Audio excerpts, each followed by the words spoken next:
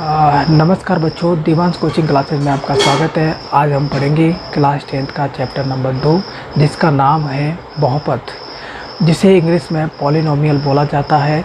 बहुपद किसे कहते हैं? तो बहुत सारे पद मिलकर क्या बनाते हैं? बहुपद बनाते हैं। बहुपद का अर्थ क्या है, आइए विस्तार से समझते हैं। तो एग्जाम्पल से हम समझते हैं, जैसे 2x square plus 5x plus 3, तो ये क्या है? बहुपद है। कैसे पहचानें कि बहुपद क्या होता है? तो देखो, बहुपद का तरीका होता है कि जैसे चर की घात क्या होनी चाहिए? चर की घात पूर्णांक संख्या में होनी चाहिए। कहने का मतलब है चर की घात 0 से लेकर के अनंत तक होना चाहिए।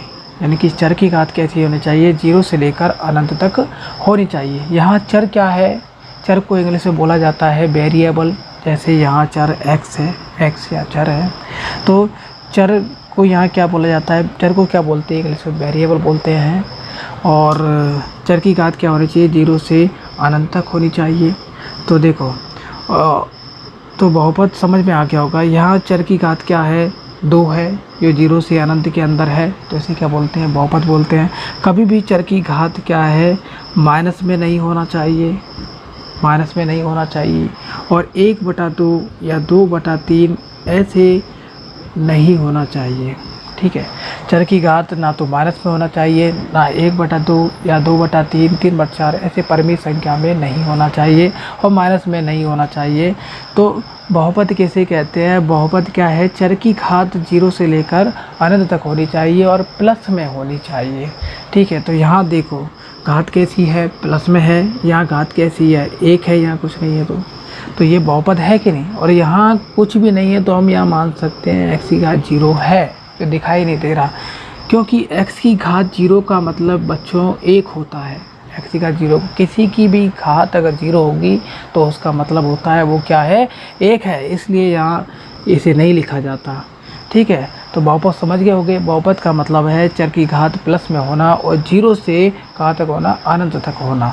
ठीक है, तो इसे अब बोलते हैं बहुपद। अब बहुपद के प्रकार होते हैं कि पदों के आधार पर बहुपद कितने प्रकार के होते हैं। तो पद के आधार पर बहुपद 3 प्रकार के होते हैं। देखिए, तो पद के आधार पर बहुपद, पद के आधार पर बहुपद, तो पद के आधार पर 3 प्रकार के होते हैं। नंबर 1, एक पद, एक पदी बोला जाता है, एक पदीय बहुपद। नंबर 2, द्विपदीय बहुपद। नंबर 3, त्रिपदीय बहुपद। यानी पद के आधार पर बहुपद 3 प्रकार के होते हैं। नंबर 1, एक पदी, द्विपदी, त्रिपदी बहुपद। एक पदी का मतलब एक पद हो। पद तो जैसे कि 2, ये भी एक पदी बहुपद है। बहुपद है क्योंकि यह x की घात 0 है, इसलिए यह बहुपद है। चर की घात क्या है? 0 है, तो यह बहुपद है। और दूसरा हम बोल सकते हैं x एक पद है, तो एक पदी बहुपद हो गया। और x की पावर 2, तो एक पदी बहुपद हो गया। y की पावर 5, तब भी ये क्या हो गया? y भी चर ही है, तो एक पदीय बहुपद हो गया। ऐसे द्विपदी बहुपद कैसे कहते हैं? जिसमें 2 पद होना चाहिए। यहाँ एक पद है, यहाँ 2 पद होना चाहिए। जैसे हम बोल सकते हैं x + 2, कितने पद हो गए? 1 और 2, 2 पद हो गए, तो इसे क्या बोलेंगे? द्विपदी बहुपद। ये हम बोल सकते हैं x² + √5, x² + √5। यहाँ देखो एक पद और ये दूसरा पद, 2 पद हो गए, तो इसे क्या बोलेंगे? द्विपदी बहुपद। तो पद का कैसे पता चलता है कि या तो प्लस में दे रहे होंगे, एक पद अलग होगा, दूसरा अलग होगा, 2 संख्याओं के बीच में प्लस लगाए, तो ये एक पद हो गया, ये दूसरा हो गया।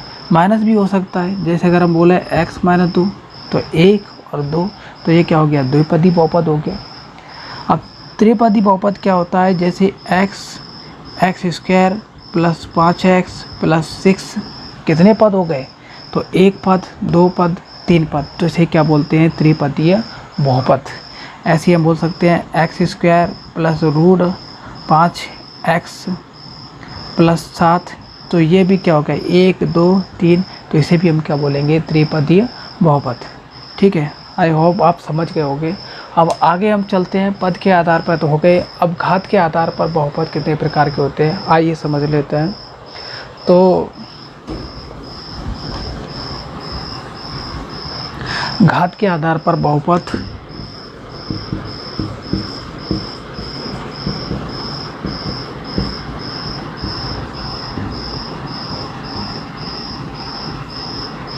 तो घात के आधार पर बहुपद कितने प्रकार के होते हैं? तो भाई घात के आधार पर भी बहुपद 3 प्रकार के होते हैं। कितने प्रकार के होते हैं? 3 प्रकार के होते हैं।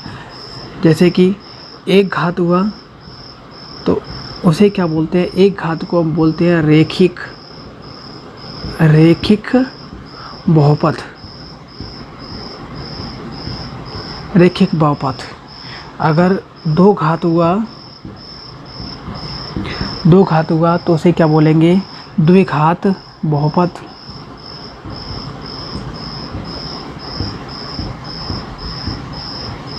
ठीक है। अगर 3 घात हुआ तो उसे क्या बोलेंगे? त्रिघात बहुपद। ठीक है। तो घात के आधार पर बहुपद भी 3 प्रकार के होते हैं। पहला रैखिक बहुपद, दूसरा द्विघात बहुपद, तीसरा त्रिघात बहुपद। ठीक है। तो रैखिक बहुपद का समीकरण क्या होता है आइए देख लेते हैं। रैखिक बहुपद का व्यापक समीकरण।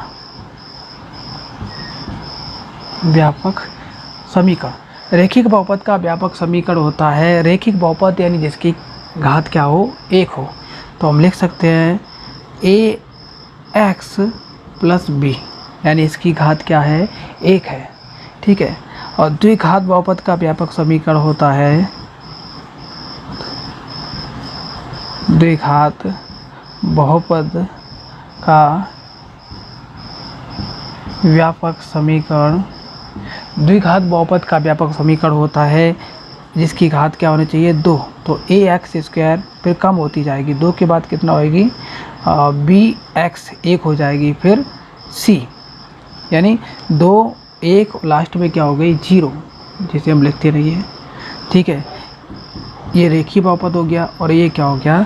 द्विघात बहुपद का व्यापक समीकरण हो गया। ठीक है। अब क्या बचा? त्रिघात बहुपद का समीकरण क्या है उसे और देख लेते हैं। त्रिघात बहुपद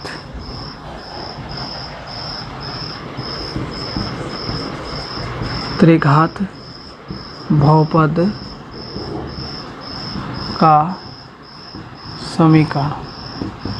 त्रिघात बहुपद का व्यापक समीकरण क्या होता है? मतलब त्रिघात मतलब 3 घात होना चाहिए। तो हम लिख सकते हैं ax की घात 3 फिर कम होती चली जाएगी bx² फिर और कम होती जाएगी cx फिर क्या होगी? अचर संख्या यानी d = 0। तो इसे बोला जाता है त्रिघात बहुपद का व्यापक समीकरण। ठीक है।